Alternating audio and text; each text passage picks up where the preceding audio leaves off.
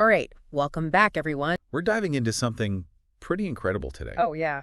It's about whether the same AI that powers those, really advanced chatbots can also be used to help us understand our electronic health records, Yeah. like our EHRs. EHR, sure. And, potentially could that even lead to better healthcare? Well, that's a big question. It really has huge implications for how we use medical data. Right. I mean, you think about it, your EHR, it's basically like a whole story of your health journey. It's packed with information from years of visits, all those tests you've had, and all the different treatments.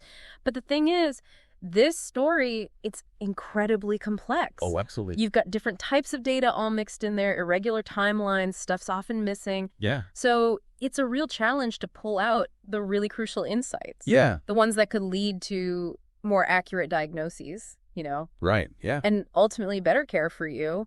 Like trying to put together one of those 1,000-piece puzzles Well, yeah. where half the pieces are missing. Mm-hmm. The other half are all different shapes, and then the picture on the box is totally blurry. Exactly. So that's kind of what it's like trying to make sense of raw EHR data. Yeah. And that's where this new research comes in. Okay. They wanted to see if these large language models, or LLMs, like the ones behind those super sophisticated chatbots, if they could be trained to understand the really specific medical language that we find in EHRs. Interesting. They basically put these LLM-based approaches up against those traditional machine learning methods, Okay. and even those AI models that were specifically designed just for analyzing EHR data. Oh, wow. Head to head. Yeah, exactly. Cool. And the source for today's deep dive is this research paper called Large Language Models Are Powerful EHR Encoders. Okay. And really our mission for you today is to help you understand how these LLMs can be used with your medical records, what the key findings were in the research, and also what the potential impact could be on the future of healthcare. And really how we all understand medical information. That sounds great. I think that's a really timely topic for sure. Yeah, I think so too. So I guess maybe starting off, what makes going through EHR data, sifting through it and analyzing it, such a hard task in the first place? Well, think about your own health record for a second. Yeah. It's a long-term thing, right? Mm-hmm. It goes through all your doctor visits, lab tests, procedures, and diagnoses over however many years. Right. And all this information, it's not always collected the same way across the board. There might be gaps between visits, or maybe some test results are missing.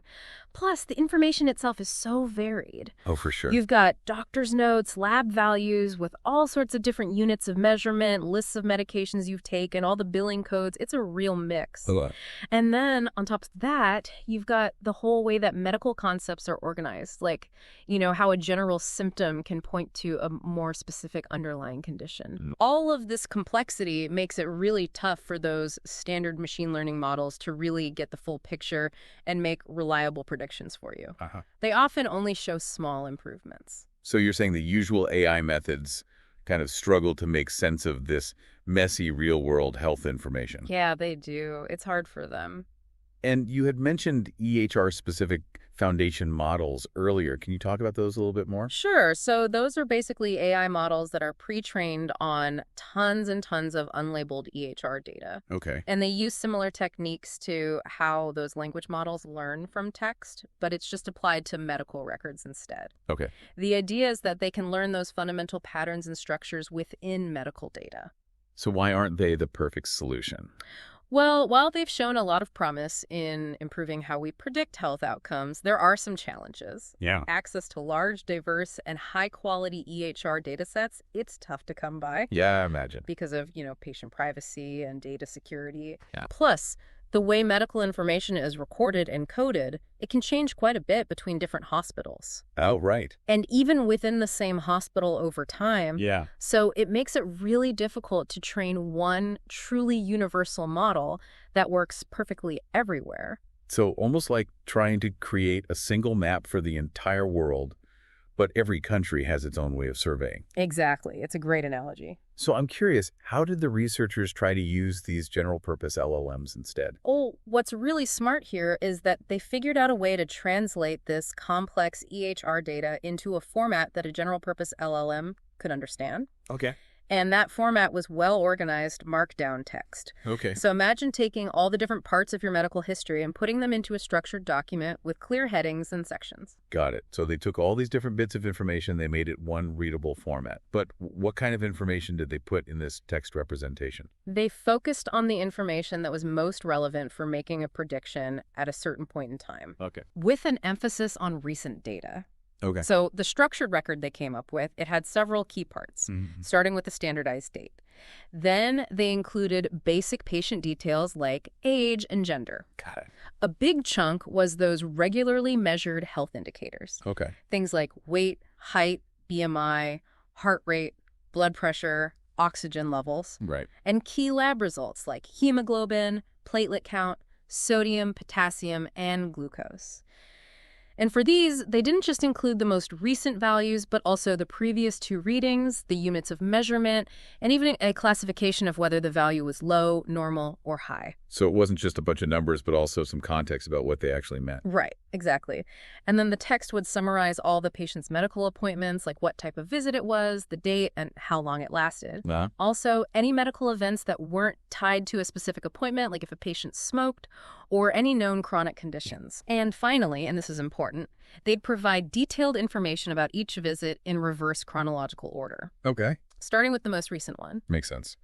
Within each visit's details, the information was organized into conditions diagnosed, medications prescribed, and procedures performed. Wow. They also translated medical codes using those standard medical ontologies into more readable descriptions. Oh, right.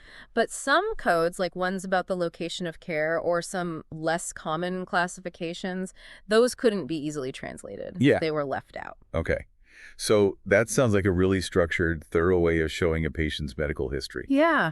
But how did the LLMs actually take this text and make sense of it? Well, they used 2 really advanced LLM embedding models. Okay. They were called GTE Quin2 7B Instruct and LLM2 VecLlama 3.1-8B Instruct. Wow, those are some names. Yeah, I know. They're pretty technical. Yeah. But the important part is that these models are built on some powerful underlying LLM architectures, Quin2 7B and Llama 3.18B to be exact. Okay. And they've been trained on massive amounts of general text data. Okay. And these models have also been specifically fine-tuned to create these text embeddings really well. Okay, embeddings. So that sounds like a really crucial step. It is. Can you explain how those work in this whole medical context? Sure. Think of embeddings as really detailed numerical summaries of the text. Okay. So the LLM reads the structured EHR and then transforms it into this dense string of numbers, which basically captures the meaning behind the medical information. Because these LLMs have gone through so much general language, they've learned a lot about how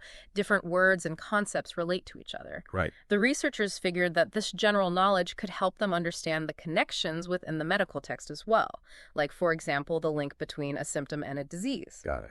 Then they took these LLM-generated embeddings and used them as input for a very simple machine learning tool, a logistic regression model, to actually make those clinical predictions.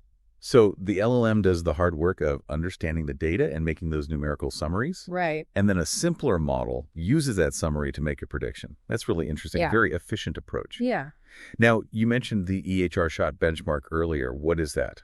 So the EHR shot benchmark is a specialized database designed to test how well AI models can make clinical predictions from EHR data. Okay. Especially when there isn't a ton of labeled data available for training. Got it. That's the whole few shot thing we talked about before. Right. The specific database they used had records from over 6,700 adult and pediatric patients. Okay. From Stanford Healthcare and Lucile Packard Children's Hospital. Wow. Covering a time period from 1990 to February 2023. That's a lot of data. It is. It's huge. Over 900,000 patient visits and more than 41 million recorded clinical events. That's wild. It is. So what kinds of predictions were they trying to make using this data in the LLM summaries?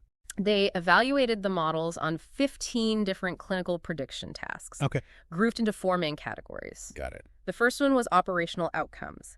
These are all about how healthcare is delivered, like predicting if a patient would stay in the hospital for a long time, be readmitted within 30 days, or need to go to the ICU. Okay. The second was anticipating lab test results.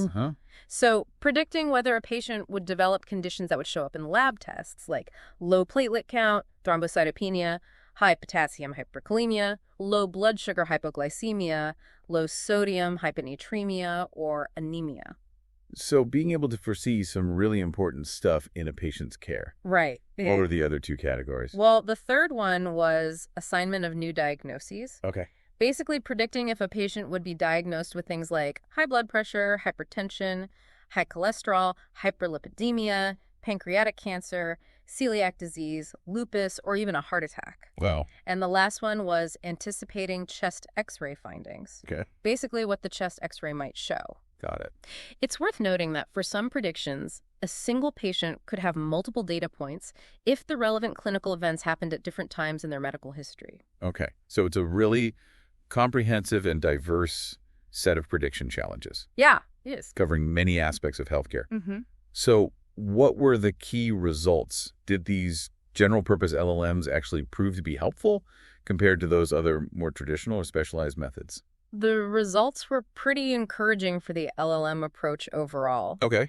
The GTE Gwen27B model, it often performed just as well, if not better, than that EHR-specific foundation model we talked about, the ClimRT base, and the more traditional machine learning methods. Wow, across all 15 of those prediction tasks. Across most of them, yeah. That's pretty amazing, especially given that ClimRT base was trained on EHR data from the same hospital system. Yeah. Were there any areas where one model performed better than the others? Yeah, there were some differences. GTE Gwen27B was generally better at predicting those operational outcomes, like length of stay and readmission, as well as anticipating lab test results and assigning new diagnoses. However, ClimRT base was better when it came to predicting chest x-ray findings. And that other LLM model we talked about, the LLM2 VecLlama 3.18b, it usually performed a bit worse than GTE Gwen27B. Okay. But it did outperform ClimRT base when it came to predicting new diagnoses. Importantly, both LLM-based models were more accurate than that simpler count-based baseline method in most cases. So it seems like those general AI models brought a good understanding to the data that even models specifically trained on medical records might not have had. Yeah, it's possible. You mentioned that they combined the LMM summaries with those from ClimRT base. Yeah. What did they find? Well, they thought that the two types of models might be capturing different but complementary information. Okay.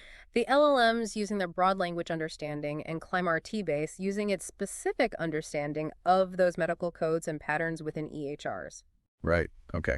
And when they combined those numerical summaries from both models, they saw a performance boost across several tasks. Wow. So it seems like there's a real benefit to using both the general knowledge of LLMs and the specific expertise of those models trained just on medical data. Oh. They also looked at whether the size of the LLM mattered, and they generally found that larger LLMs performed better, although ClimRT base was more efficient relative to its size. Okay. So bigger often means better with these general AI models. Generally, yeah. But the specialized medical model could still do a lot with less. Yeah. Now, you mentioned few-shot learning earlier. Right. How well did the LLMs perform when they only had a few examples to learn from? Well, few-shot learning means a model's ability to learn and make accurate predictions even with very few labeled examples for a task. Okay. And this is especially important in healthcare because for rare diseases or outcomes, you might not have a lot of historical data to train a model well. That's true. And the LLM embedding models, they did great in these few-shot scenarios. Really? It seems that their training on such vast amounts of general text lets them generalize well to new medical tasks, even with limited examples. So that means even if there's not a lot of data for a certain prediction, these LLMs can still make decent predictions based on their broader knowledge. Yeah, exactly. GTE Gwen27B, it consistently outperformed ClimRT base in those few-shot settings for predicting lab results and new diagnoses. Wow. And it also beat it for operational outcomes when they gave it at least 32 examples. But it's worth noting that as they gave the models more and more labeled training data, that advantage of the pre-trained LLMs, it started to decrease. So if you have a lot of data on a certain medical condition, you might not need to rely as much on that general medical knowledge. Right. The researchers also looked at how the length of the input, the context size, affected performance. Right. What did they find? So they experimented with giving the LLMs different lengths of the structured patient records, Okay. ranging from just 512 tokens to 8,192 tokens. And the ideal context size, it varied between the models. GTE Qwen 27B performed best with a context of 4,096 tokens, and it didn't really drop in performance even when they shortened it to 2,048 or 1,024. Okay. So it's good at finding important information even with less data. What about if they went even shorter or longer? When they reduced the input to only 512 tokens, both models performed worse. Okay. This shows that you have to give the LLM enough of the patient's history for it to understand the context and make good predictions. Makes sense. And interestingly, when they made the context longer, to 8,192 tokens, performance decreased for both models. Huh. They think this is because of how they created the numerical summaries. By averaging the information across the entire input, it might dilute the impact of more recent important details when the input is very long. So there's a sweet spot for how much information you give the LLM. Yeah. Not too little, but not too much either. Right. And they also experimented with chunking the input. Can you explain that? Since the full structured EHR had a max length of 4,096 tokens, they wanted to see what would happen if they broke that longer input down into smaller chunks. Okay. And then averaged those numerical summaries from each chunk. For GTE 127B, there was a small drop in performance with chunking. Okay. But it could still use the information well even when processed in pieces. For LLM2 VecLlama 3.1-8b, performance actually improved with chunks, Really? especially for predicting lab values. This makes sense with the earlier finding that this model did better with shorter inputs. So these two advanced models, they process information differently, They do. with different strengths and weaknesses when it comes to long sequences of medical data. Exactly. To figure out which parts of the EHR text were most important for the predictions, the researchers did something called ablation studies. Yes. What did they remove from the text and what happened? So they systematically removed different parts of that structured EHR text they were giving to the LLMs to see how it affected the model's ability to make accurate predictions. One big finding was that when they removed those task-specific instructions from the beginning of the text, performance dropped for both models. Okay. So it's not enough to just give the AI the data. You also have to tell it what you want it to predict. So you had to frame the question you wanted to answer. Exactly. They also found that taking out that aggregated information, the recent body measurements, vital signs, and lab values had a big impact, particularly on predicting future lab test results. Well, that makes sense. Yeah. Because the most recent lab results are often a good indicator of future ones. Right. But for predicting things like operational outcomes and new diagnoses, removing this aggregated data actually made the performance a little better sometimes, suggesting that focusing on other types of information might be better in those cases. Interesting. So maybe that very recent data was masking longer-term trends that are more important for those predictions. Yeah, that's possible. What about information about past medical visits? How important was that? It turned out to be really important for predicting operational outcomes, like how long someone stays in the hospital or if they'll be readmitted. Okay. When they removed those summaries and detailed entries of past visits, performance dropped in those areas. But for LLM2 VecLlama 3.1-b, removing the visit information actually made it better at predicting lab values. Again, this suggests it might have trouble with really long inputs. Interesting. Removing things like basic demographics, lists of conditions, medications, and procedures didn't affect the overall performance much. What? So those might not have been as important for the predictions they were making in this study. Got it.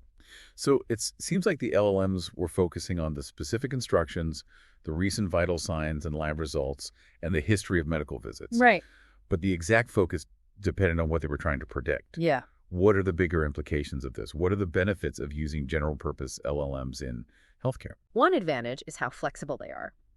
Unlike those AI models made just for EHR analysis that are often tied to specific coding systems like SNOMED or ICD, these LLMs work on plain text. Okay. So they could understand and process medical data even if it's recorded using different coding practices. All right. Which is a big problem when you're trying to share and use medical data from different places. Right. Plus, LLMs are trained on so much text, including medical stuff, that they might be able to grasp the meaning of even rare or unusual clinical concepts. Right. Which those simpler models might miss. And the fact that LLMs can work with both structured data, like lab results, and unstructured data, like text and doctor's notes, opens up a lot of possibilities. Yeah. for more complete representations of a patient's health. And as we've said, these LM embedding techniques seem to bridge the gap between the language abilities of LLMs and the prediction methods of traditional machine learning. That's great. Those are some really significant benefits for healthcare and how those medical records. But are there any limitations to this study and the approach? Of course. First, the way they formatted the EHR data into text, the serialization process, involved some decisions, and different ways of structuring that text might lead to different results. Okay. The LLM's performance can also be affected by how the instructions are written. Got it. Which might affect how well they work in new situations. That makes sense. And while they performed well, the LLMs also need a lot more computing power than those smaller AI models. Right. Because they're so big and complex. Uh-huh. Another point is that by using the LLM to create numerical summaries and then training a separate classifier, they weren't using the advanced zero-shot or few-shot prompting abilities of some LLMs. Okay. And the 4,096 token limit they had on the input might mean they missed valuable insights from longer medical histories. Right. And the fact that they only use data from one hospital system means we need to be careful about how broadly these findings apply. Those are all important considerations. Yeah. So what are the next steps? Well, they suggest a few things. One is to explore ways for LLMs to work directly with raw EHR data without that text serialization step, which could reduce bias. Another is to find ways to better integrate those zero-shot and few-shot prompting techniques into the LLM embedding framework to see if that can boost performance. Yeah. Figuring out how to use more historical medical data beyond the current limits is also important. Got it. And they suggest looking into ways to make these large LLMs more efficient and practical for real-world use. Okay. Maybe by distilling their knowledge into smaller models. And they emphasize testing these methods on data from multiple hospitals and combining the strengths of both EHR-specific models and general-purpose LLMs. So a lot of exciting work ahead. There is. What's the key takeaway for our listeners from this deep dive? The main message is that these large language models have great potential for understanding the information in your electronic health records. They often do as well as, or better than, AI models designed just for medical data. This is because they've learned so much from all kinds of texts and they can adapt to different prediction tasks. And why is this research relevant to our listeners? It shows us a future where we can use the information in your medical records in new and better ways. Yeah. It could lead to more accurate predictions, more personalized healthcare, and maybe even solve some of the problems we have with sharing and using medical data between different providers. That's really exciting. It is. So here's something for our listeners to think about. How might these technologies change medical care in the coming years as LLMs and healthcare data analysis improve? And what ethical considerations should we be thinking about as these powerful tools become more common in healthcare? That's all the time we have for this deep dive. Thanks for joining us.